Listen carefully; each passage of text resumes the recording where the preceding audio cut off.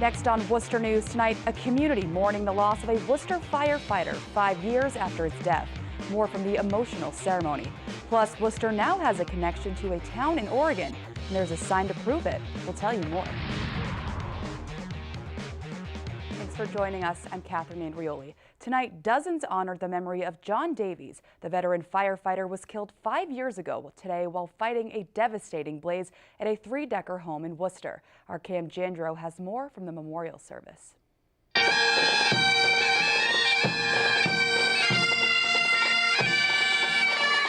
hero is remembered. On the 5-year anniversary of Worcester firefighter John Davies' death, dozens gathered outside the Franklin Street Fire Station.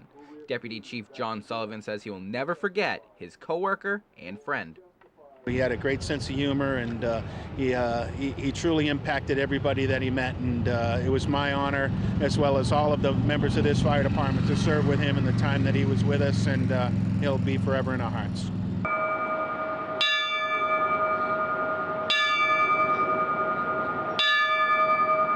Davies was killed in 2011 during a fire on Arlington Street.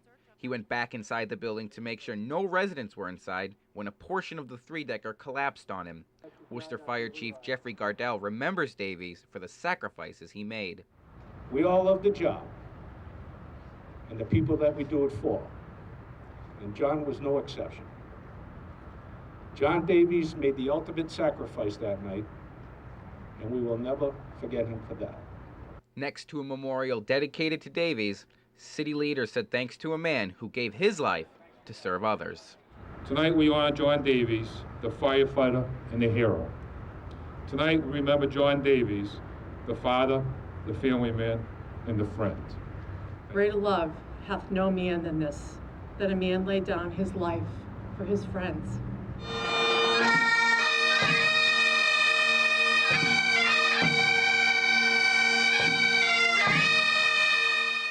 Cam Jandro, Worcester News Tonight. An update on a horrifying story from Fitchburg. Authorities now saying a man who was tied up and burned to death inside his home this weekend has been beaten and threatened with a gun while his son hid in the bedroom. Police say Ramon Millen and a man known as Peachy Pen threatened 24-year-old Kevin Cabrera and his girlfriend with a gun. They demanded money, then they tied Cabrera up with electrical wires and set the house to fire. The suspects now under arrest in Connecticut as prosecutors fight to transfer them to Massachusetts for trial. A Worcester man is facing a number of charges after a drug bust in Worcester, where police took 87 pounds of marijuana and more than $76,000 in cash from his home. 44-year-old Hung Lei was arrested by state police and charged with unlawful possession of a large-capacity pistol and magazine, improper storage of a firearm, and trafficking marijuana. The raid involving federal agents, state, and local police stemmed from a search warrant at the home on 54 First Street. Police also took a loaded pistol and 2 luxury cars from the home. Lei was arraigned today in Worcester District Court. The man accused of killing a Massachusetts state trooper wants several charges against him thrown out. Toxicology reports show there was marijuana in David Nugenwa's system when his car struck and killed State Trooper Thomas Clardy back in March. But lawyers for David Nuenda say some of the charges are duplicates and are not supported by his evidence. He has pleaded not guilty to manslaughter charges.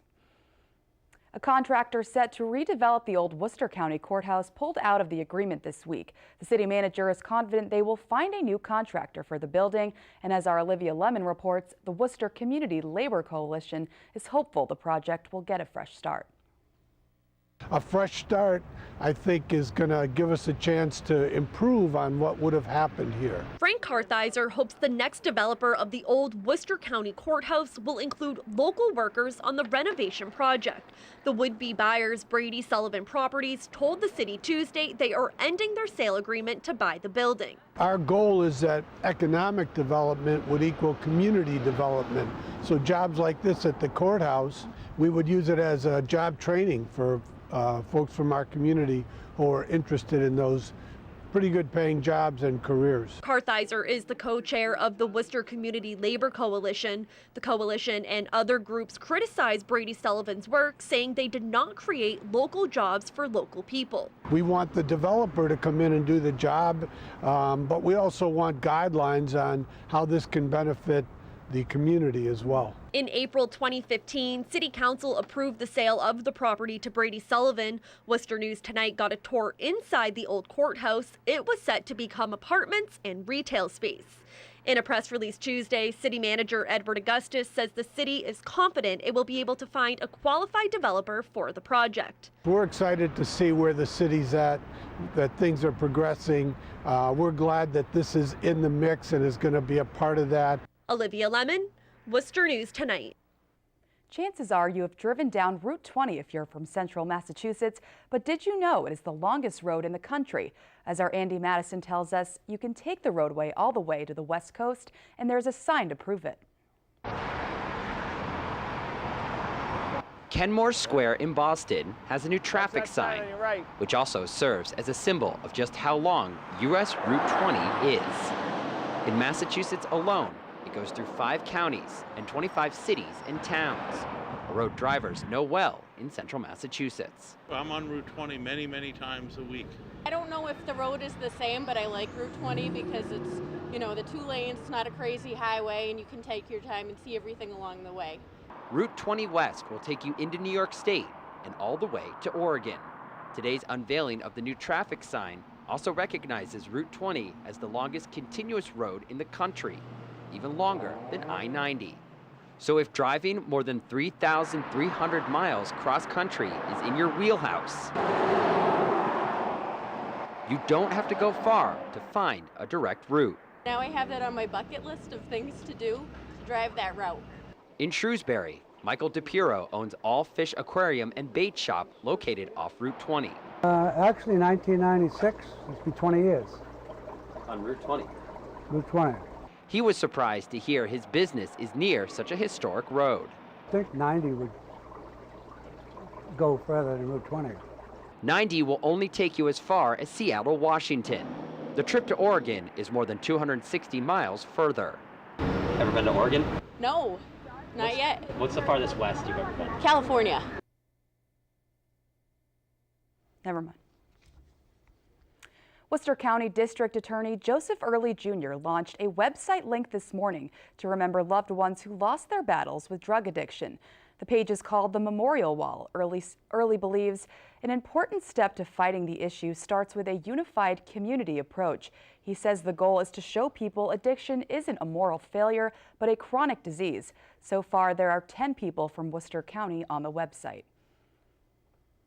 For the first time since more than 20 years, the life expectancy age in the United States has gone down. The National Center for Health Statistics says Americans' life expectancy fell by 1/10 of a year from 78.9 to 78.8. Heart disease is the #1 killer in the U.S., but there were increases in almost all causes of death, including Alzheimer's disease and drug overdoses. Members of the Counseling and Assessment Clinic of Worcester say they are not surprised about the increase in drug overdoses because of how many people are affected by addiction. The work that we do, the population that we work with, that the opioid crisis would affect the average life expectancy of the average American, simply because we've lost so many people, not just through our program, but just working in this community in general. I think with the increase of street fentanyl, that the overdose rates have significantly grown this year. In 2013, according to SAMHSA, 55 million people were prescribed opiates aged 65 and older, a 20% increase from the last 5 years. And for any resources on addiction and recovery, you can visit the CAC's website, substancefreeworcester.org. You may remember our story on Anna Maria College's music therapy program, helping patients with chronic illness heal through music. And today, students donated instruments. Our Rosalind Flaherty shows us how they will help patients at UMass Memorial Medical Center.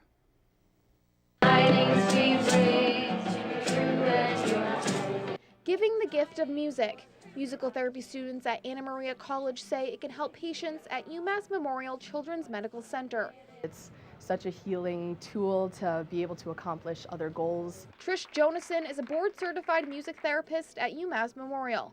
She plays music with patients to help them heal.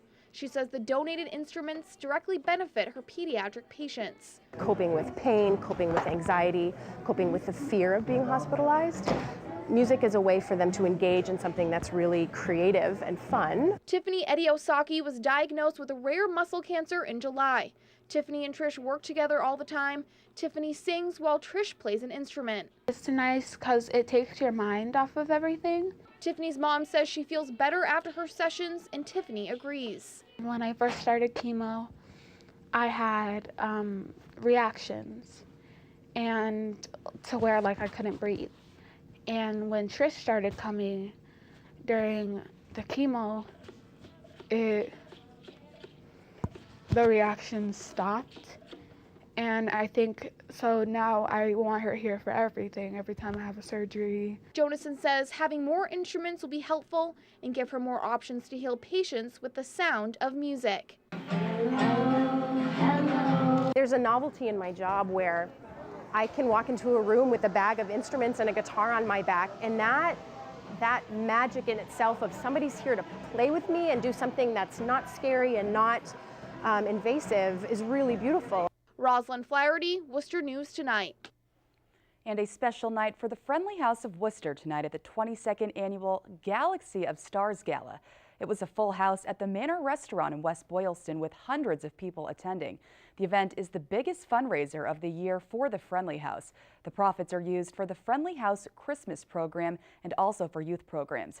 Gordon Hargrove says last year more than 1,200 children attended the Friendly House Christmas event. He says the gala makes a big difference. People will be donating various prizes and so forth for our contests. But at the end of the day, we hopefully we will have money to support our programs right up to and through the summer. And the Galaxy of Stars also recognizes 2 local student athletes for their work in the community. This year's students were Molly Mulhern of St. Peter Marion and Joe DeFutis of North High School. Our own Kevin Shea was there and emceed the event.